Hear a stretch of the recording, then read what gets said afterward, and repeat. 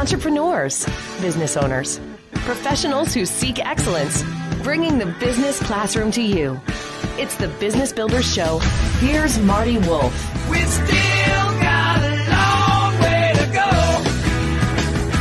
Yes, we all got a long way to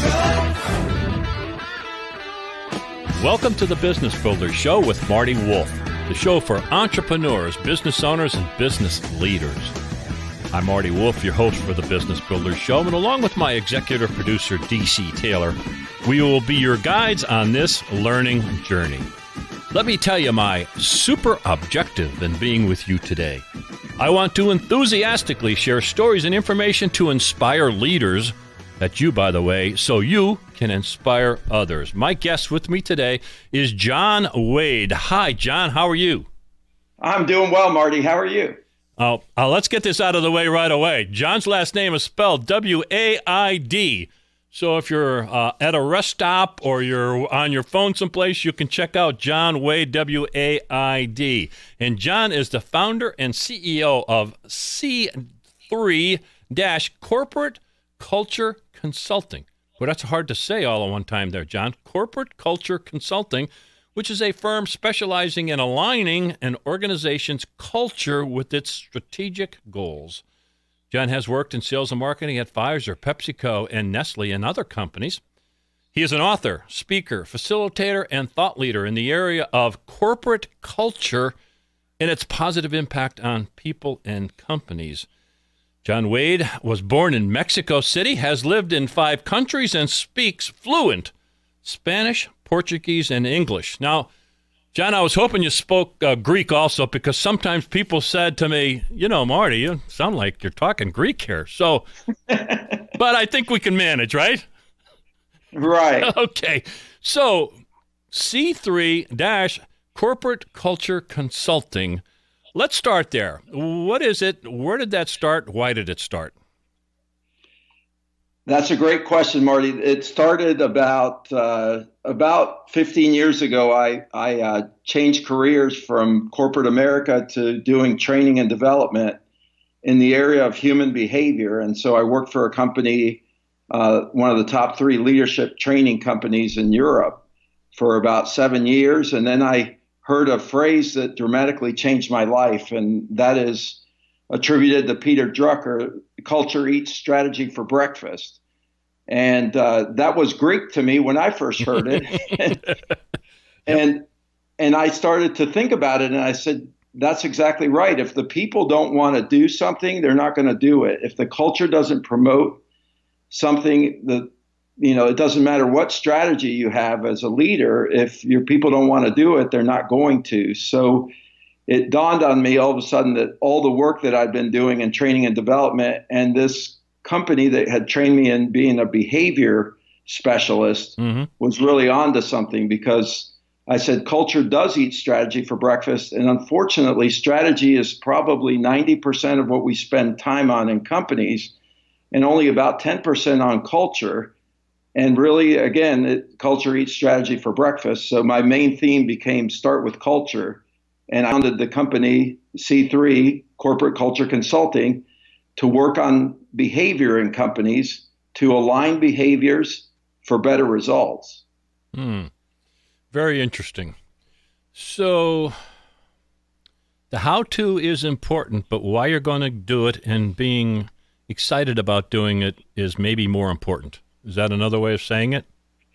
Right. We lead with, we make decisions from our heart or from our soul or from the middle of our brain, as some people have said it. We don't make them through the rational brain. We make it through the emotional brain. So it makes sense to talk about culture versus strategy and structure, not as a nemesis, as a partner. And the reason I say start with culture is because we make decisions from our heart. We decide to leave managers from our heart. We decide to leave leaders from our heart. We don't do it necessarily rationally. If you've ever left a company or a person, or you do it from the heart, and that's really what culture is all about. It's the heart. So And 90% of problems in companies come from people, not from processes, systems, and strategies. So it would make sense that we pay attention to the 90-10 rule or 80-20 rule and start paying attention to that part. So because sense. That's where we're, yes. Makes sense. Well, don't people make up or create those strategies and processes? Aren't they where it starts, exactly, John? Marty. Exactly. And it doesn't sound Greek to me now. It took a while, though, huh? It took a while. I mean, it's a big transition to make, and it's a big idea, and it's the elephant in the room. I would say in almost every meeting you go to at companies, they go, our culture is really important. Our people are really important. Let me tell you about the strategy we're about to work on. Yeah, right. Right. Well, I'm going to challenge you here, so I think you're ready. So right. DC and I had a guest a couple of weeks ago, and he said this line. It stuck with me, so I'm going to challenge you. So buckle up. Yeah. So he said something like, I hear the word culture and I think of yogurt. I said, you think of yogurt? What the heck are you talking about? I said, well, it's kind of squishy. It's kind of squishy, right, DC? Yeah. Yeah, we kind of went, what? It's kind of like yogurt. So now, again, this was a scientist, so he came from his basis of beliefs, I guess. So right. Give me a little more information on that. How do you feel about culture is squishy? Well, I do think that it takes. It does. What's interesting is that the more intellectual you are and the more you think culture's squishy, in my opinion, is a challenge to people who think culture's squishy to really rethink that. Culture is as hardcore as strategy, if not even more. And let me give you an example. Have you ever been to Kentucky Fried Chicken? Yes. Okay. Have you been to Chick-fil-A? Yes. Okay. What's the difference? They both have chicken, but I feel a lot better going to Chick-fil-A and hearing a please and thank you. Exactly. How long do you think it took them to say, it's my pleasure after you say thank you? I don't know. Tell me. Okay, so it took about 4 years for the founder, Truett Cathy, to instill that as part of their human behavior or part of their culture. Took 4 years to get that into their culture, and that phrase was? If you say thank you at Chick-fil-A, the immediate response is going to be, it's my pleasure, and they're going to mean it. And that's what keeps us coming back to Chick-fil-A, is because it's my pleasure to serve you, is what they're really saying. Amen. Strong case right there. Strong case, John. Right. And just let's talk about money for people who think culture's squishy. How much do you think that a Kentucky Fried Chicken store generates in revenue per year on average? I know where you're going. Keep going. So it's about $1 million. It was 990,000 3 years ago, and now it's $1 million. So 3 years ago, Chick-fil-A was generating $3 million in revenue per store. Today, they're generating $5 million in revenue per store. And guess what? Let's throw in a kicker. So for those people who think culture's squishy, they're closed 52 days a year. Mm-hmm. And they still produce $5 million in revenue per store. So the human behavior, the aligning the behaviors in your company, the working on corporate culture, you can call it squishy. You can call it, I'm not going to pay attention to it because it's like yogurt.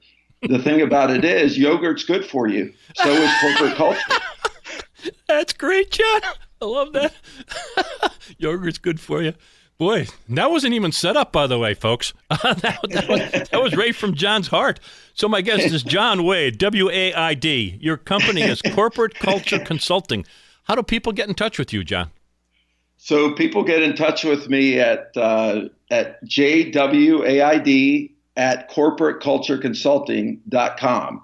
You only have to type it in once. And then it comes up automatically because people say it's long. And the reason that I registered that domain, corporatecultureconsulting.com, is because I said, this is going to be a big industry someday. because 90% of the problems in companies are culture problems, not strategy or structure problems. I said, so eventually, as soon as the next recession comes and they figure out that culture is not that squishy and it's actually good for you, maybe they'll give us a call. Hey, you're preaching to a guy who agrees with you, so I'm all with you there, John. Absolutely. So let's get into a book that you wrote. It's called Reinventing Ralph, a little story for salespeople about culture-driven selling.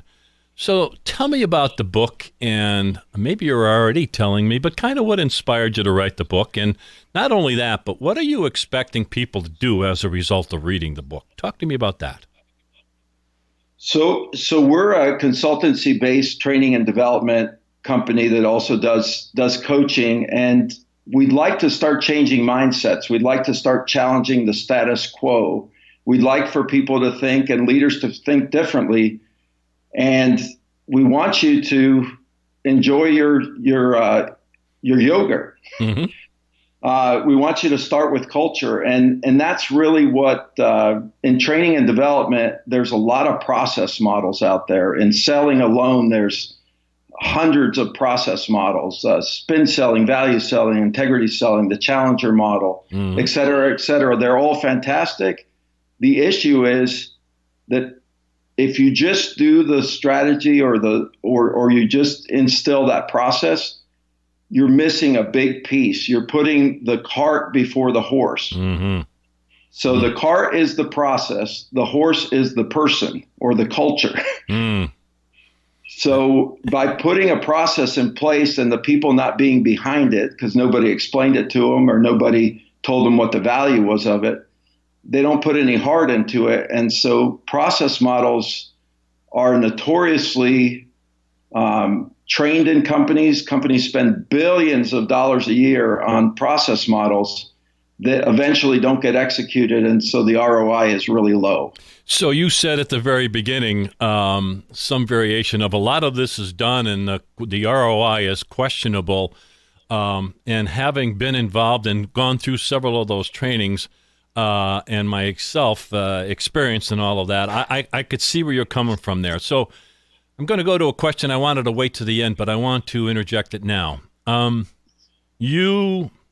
What you're doing, I guess you're saying this, but you feel that humanity we may be losing our humanity in the business world today. And why do you feel that it's important we bring that back? Maybe you can bring that in, in terms of reinventing Ralph for your work, but why do you think we need to bring more of our humanity back to our workplace?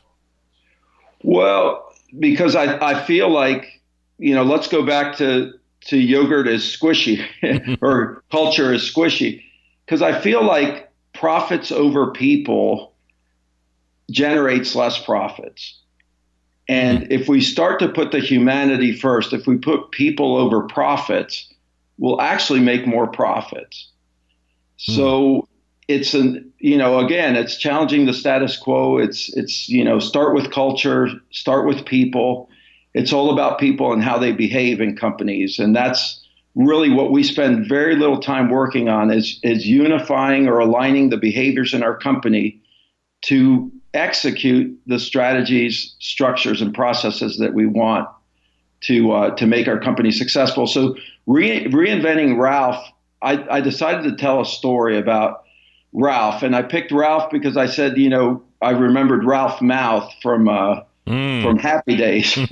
Okay. And I said, poor Ralph. And the character Ralph in the story is you feel sorry for him because Ralph is going through a lot of problems in his life. He's about to lose his job. His marriage is struggling. And Ralph, my brother, told me, he said, John, I'm sick and tired of reading about Ralph's problems.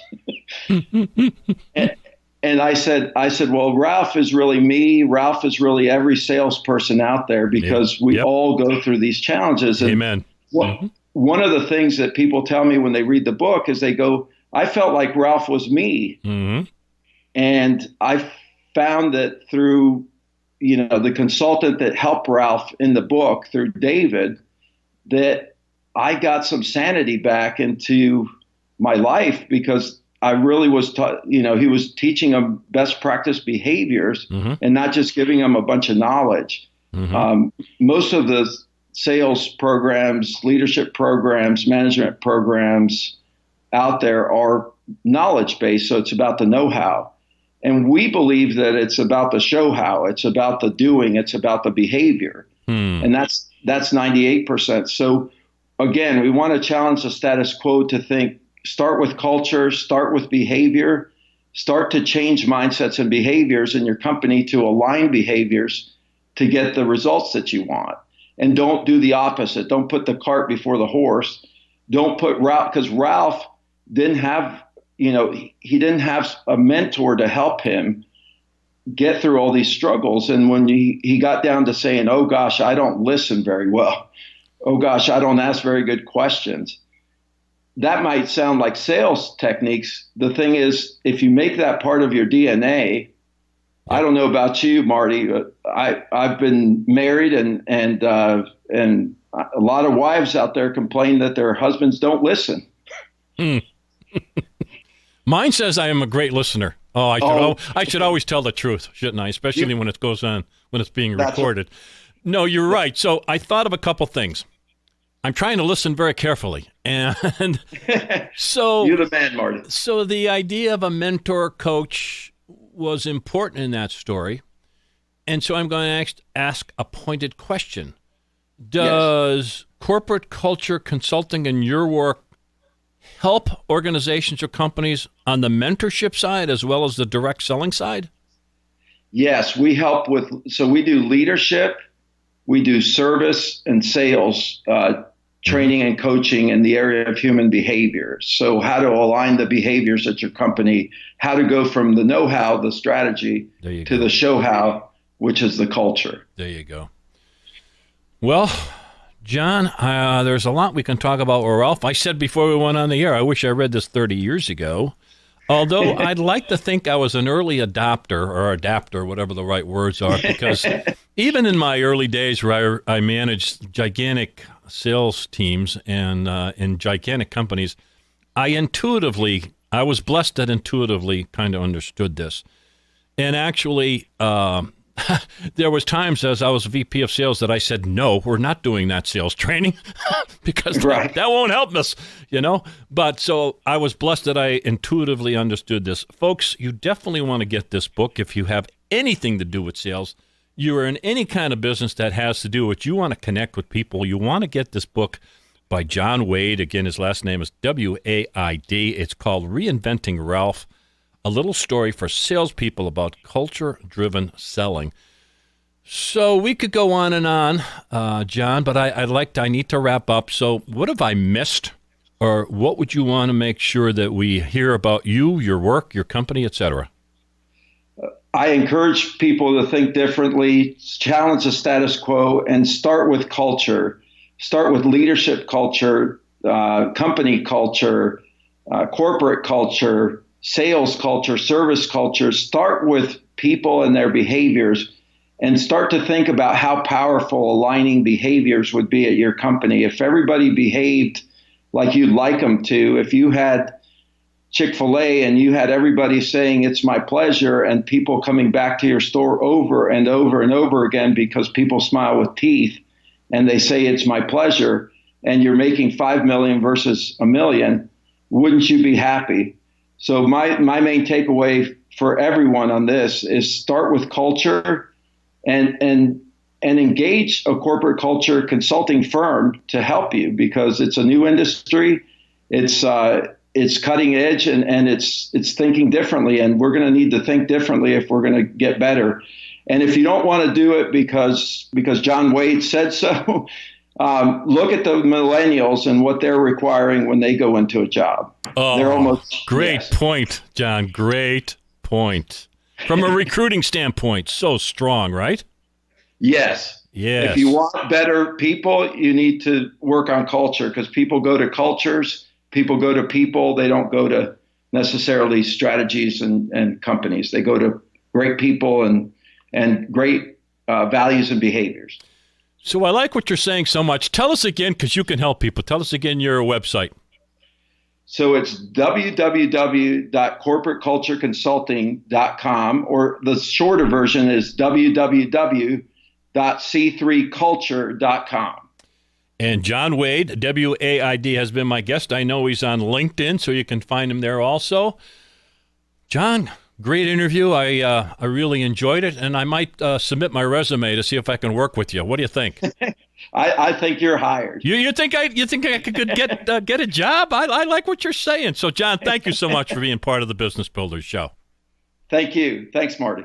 Thank you so much for listening to the Business Builders Show. To learn more about me, and I'm Marty Wolff, go to MartyWolfBusinessSolutions.com. That's MartyWolfBusinessSolutions.com. To learn more about Kelly Hoey, go to her website, which is jkellyhoey.co. That's jkellyhoey.co. And of course, you can find Kelly and Marty on LinkedIn and Twitter. A reminder, you can find all our Business Builders shows on iTunes, Spotify, and on your favorite podcast app. Bringing the business classroom to you. It's the Business Builders Show with Marty Wolff.